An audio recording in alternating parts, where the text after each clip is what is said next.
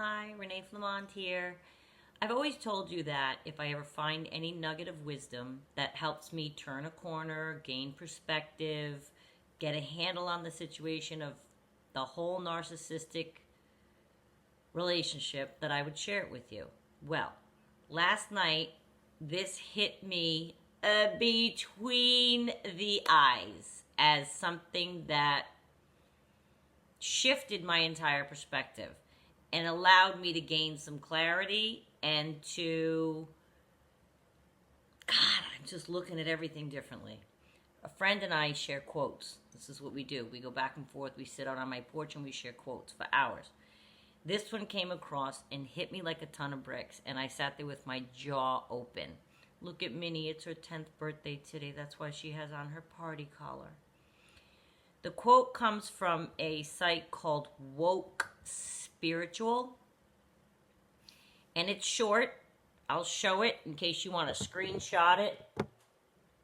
Okay, it's showing backwards to me. It's crazy. I used to cry hard so over my ex, cry with my whole body and soul over small things, his responses to me, his lack of responses to me. When I felt confused about him, I'd sob. When I missed him, I'd weep. My body was physically rejecting him, and I thought I was in love. Do you realize what that quote is saying? I'm fascinated. So you have to dissect it, yes? So there's 3 phases of crying, essentially, this quote tells you. And we're always crying with the narcissist. While we're with them, while it's ending, and once it's over. It's all crying all the time. It's crazy. I used to cry hard so over my ex, cry with my whole body and soul over small things, his responses to me, his lack of responses to me. That's when we're together with them, the quote is saying. We're crying. When I felt confused about him, I'd sob. Starting to realize, starting to end. When I missed him, they left him, I'd weep. So all 3 phases of being with that narcissist, in my opinion, you're crying the whole time. And I'm not saying, and then my body was physically rejecting him and I thought I was in love. That made me go, So the whole time you're with the narcissist, look back on the whole relationship. I'm not saying you didn't have times of laughter and fun. Of course you did. We all did. Because there's a love bombing phase, at least one love bombing phase in the beginning. So of course you had that. But if you look at the relationship and think it through, I know in mine, this is absolutely spot on. Okay, I went through it. And basically, the 3 phases of crying are real. During the relationship, while you're thinking about ending the relationship, and once it's over. So you're crying throughout all of those phases, and you're thinking, oh my God, I love him so much. I'm crying, I'm loving him so much. My body was physically rejecting him. That is a very powerful sentence. And if you think of your relationship that way, yes, it means we got it wrong for a long time. And I thought I was in love. And that's why I was hurting so bad. And that's why I was crying so hard. And that's why I was going through it. But you know, other than your regular amount of hard work that is any relationship, it shouldn't hurt that much. Nothing should bring you that much crying through all 3 stages of the relationship, ending the relationship being over. Nothing should bring you crying in all 3 stages and then have your body think that you're actually in love with that person. Maybe it's true. Maybe our bodies are rejecting that person with all that crying. It's trying to tell you something. I didn't listen. I kept trucking along thinking, I'm crying so hard because I love this person. Maybe that is our body's physical way of rejecting someone. Like an exorcism of that person. And our bodies are trying to say, wake up. This isn't making you feel good. This relationship's not making you feel good, not while you're in it, not while you're leaving it, and not once you've left it. Hit me like a ton of bricks. So I'd like you to look at your relationship right now, wherever you are in it, whether you're in it, thinking of ending it, trying to end it, or just have ended it. And do you have a lot of crying? I know you do. Unless you're a real tough cookie and you don't. But if you're a real tough cookie, you probably wouldn't get wrapped up in a narcissist. Although I'm a tough cookie and I'm a softie though. But I got wrapped up in one.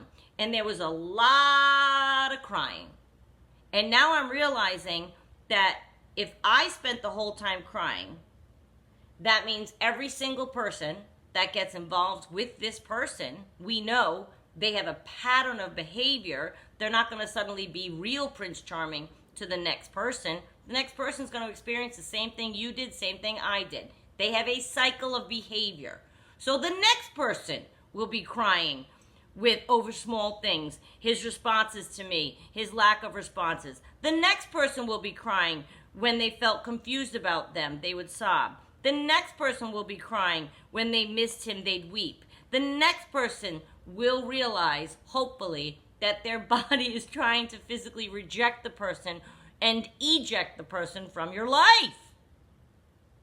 What that occurred to me and my friend go, she said, so every single person that the narcissist is with, ever, they are always crying all the time and alone probably all the time. Because how many times do we confide in this horrific relationship to people? We've talked about that a lot. Very many times, many of us keep it to ourselves. We're embarrassed at how the relationship is going. We don't want to talk about it to people. So every single person that has been with the narcissist has cried during those 3 stages of the relationship. What a track record for the narcissist. What a piece of work that narcissist is. And what a history of pain and anguish they've laid out for themselves. So when they look back on their life, not that they see it, but you know in your head right now, regardless of what stage you're in, you know right now that there were people before you that cried during the relationship with your narcissist, while ending the relationship with your narcissist, and once they ended the relationship with your narcissist because they mistakenly felt they were hurt and missing them and in love, when in all reality, our body was rejecting them. I love that perspective so much, it made me flip. And I started to think every time I cried, I started to think, I'm going to listen to my body from now on. I'm going to listen to my mind, body, and soul. I'm going to go forward. And if somebody makes you cry that hard from the gate, that is our body rejecting. That is some divine intervention and letting us know that that person is not meant to be with us. Not meant to be with us. It should not hurt that much. Love, I'm sorry, should not hurt that much. It doesn't need to be a fairy tale. It doesn't need to be love at first sight. It doesn't need to be smooth sailing. People can have compromises and challenges and things like that.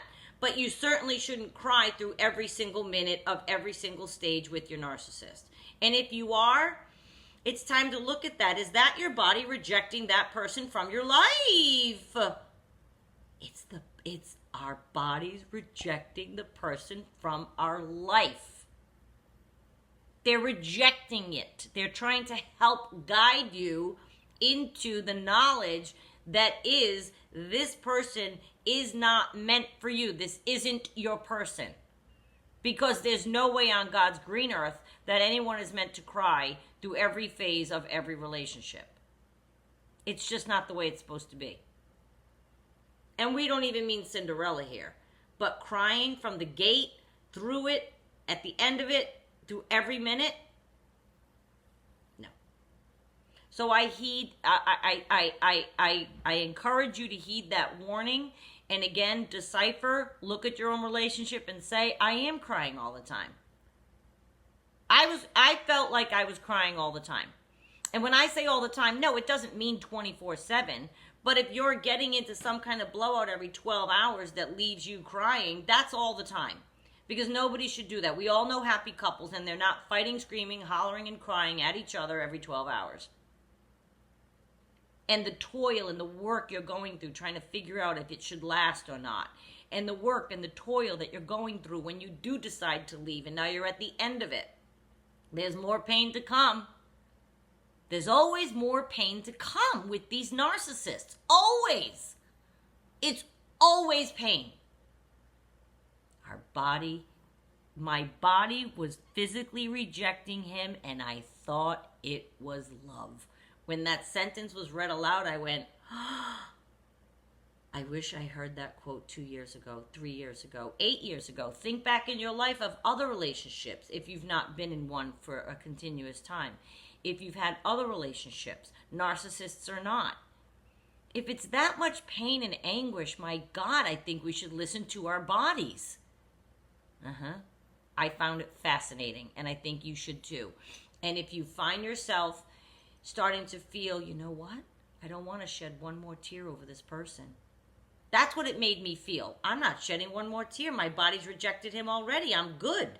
Which I haven't cried in a long time over the narcissist experience that I most recently had. But if you are still in the throes of where you're still crying, let it turn it right off. Stop. I'm heartbroken. Well, listen to that heart. That heart is trying to reject that person from your life because they're not good for you. They're not good for us. I'm going to listen to my body from now on going forth, and I think you should too. I think that quote is brilliant. I love it. I think I said woke spiritual, just in case I didn't. That's where it was found. It doesn't have a person that wrote it, but it says woke spiritual. And I always want to share everything that helps me turn a corner. Chin up. And if your body is constantly crying over this person, that is a sign, isn't it? I never took that way. The actual crying and anguish we're feeling is the sign from ourselves that we're rejecting that person. It's not a sign telling us how much we love them. I'm so upset. I love him so much. No, you're so upset because your body is saying that person's not meant for you. Move on. They're rejecting that person from your life. Think about it.